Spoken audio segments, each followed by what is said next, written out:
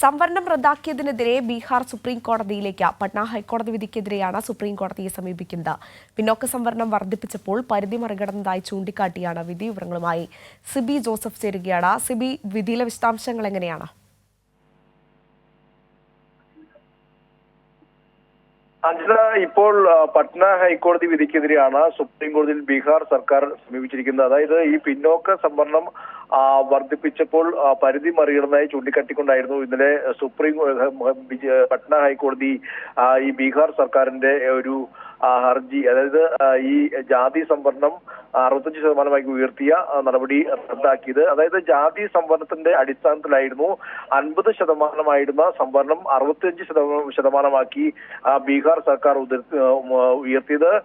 പ്രധാനമായും സർക്കാർ ജോലികളിലും അതോടൊപ്പം തന്നെ മറ്റ് വിദ്യാഭ്യാസ മേഖലയെല്ലാം തന്നെ 50% ഈ ഒരു ഈ നടപടി അത് 60% സംവരണം 60% ഉയർത്തിക്കൊണ്ട് ഈ കഴിഞ്ഞ നവംബറിലായിരുന്നു ബീഹാർ സർക്കാർ വിജ്ഞാപനം പുറപ്പെടുവിച്ചത്.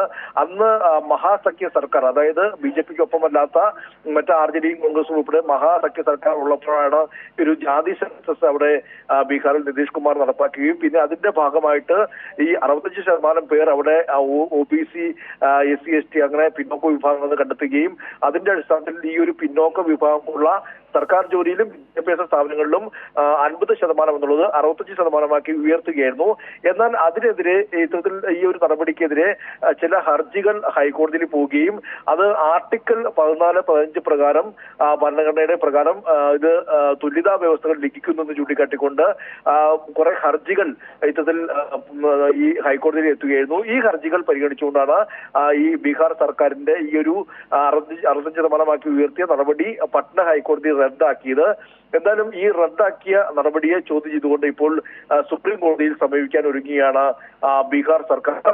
എന്തായാലും ബീഹാർ സർക്കാർ ഇങ്ങനെ ഇത്തരത്തിൽ സുപ്രീം കോടതിയെ സമീപിക്കുമ്പോൾ സ്വാഭാവികമായും ഇതിൽ മറ്റൊരു രാഷ്ട്രീയമായ വശം കൂടിയുണ്ട്. കാരണം ഇതിൽ കേന്ദ്ര സർക്കാരിന്റെ നിലപാട് ഏറെ പ്രധാനമാണ്. ഒരുപക്ഷെ സുപ്രീം കോടതി ഈ ഒരു ഹർജി പരിഗണിക്കുമ്പോൾ സ്വാഭാവികമായും കേന്ദ്ര സർക്കാരിന്റെ അടക്കം ഇതിൽ നിലപാട് ചോദിക്കും. അങ്ങനെയെങ്കിൽ കേന്ദ്ര സർക്കാർ, നമുക്കറിയാം BJPയെ സംബന്ധിച്ച് ജാതി സെൻസസിനെ ആദ്യം മുതൽ എതിർക്കുന്ന സർക്കാരാണ് BJP സർക്കാർ. സ്വാഭാവികമായും ഈ 65% ഉയർത്തുമ്പോൾ അത് നിയമ ഭേദഗതി അടക്കമെല്ലാം തന്നെ വേണ്ടിവരും. ഇപ്പോൾ NDAയുടെ സഖ്യകക്ഷിയായ നിതീഷ് കുമാർ സർക്കാരിന്റെ ഈ ഒരു ഹർജിയിൽ ഇനി സുപ്രീം കോടതി സംവരണം റദ്ദാക്കിയതിനെതിരെ സുപ്രീം കോടതിയിലേക്ക് പോവുകയാണ് ബീഹാർ.